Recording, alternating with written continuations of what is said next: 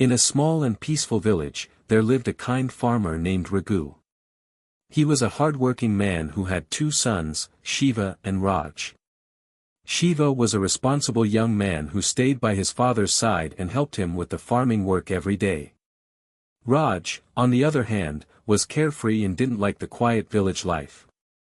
He often dreamed of going to the city and living a life of fun and excitement.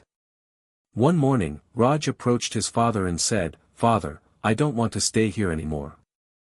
I want to explore the world and live the life I've always dreamed of. Please give me my share of the money from your property."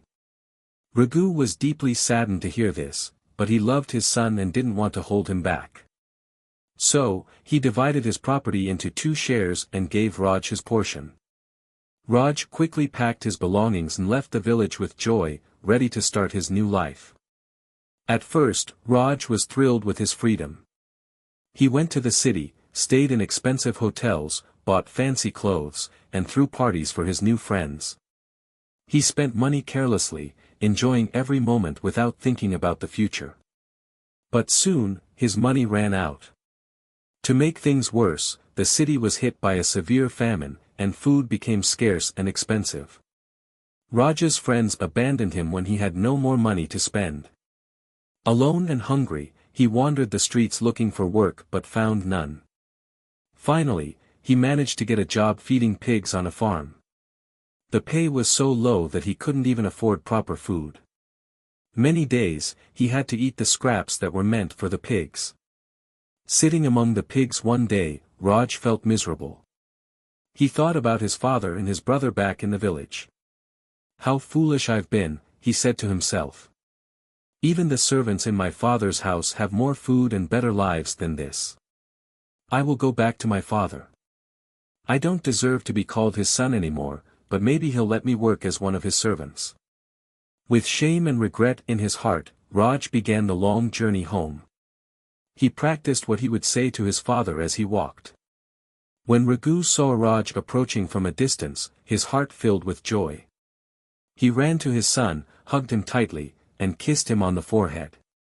"Father," Raj began, tears streaming down his face, "I have made a terrible mistake. I have sinned against you and God. I am no longer worthy to be your son. Please let me work for you as a servant." But Raghu stopped him and said, "You are my son, and nothing can ever change that. I am just so happy that you have come back." Raghu called his servants and told them, "Bring the best clothes for my son and put a ring on his finger. Prepare a grand feast because today is a special day. My son was lost but has been found again." That evening, the house was filled with laughter and music as everyone celebrated Raja's return. Meanwhile, Shiva, who had been working in the fields all day, came home and saw the celebration. Confused and upset, he went to his father and said, "Father, I have stayed with you all these years. I've worked hard and never disobeyed you.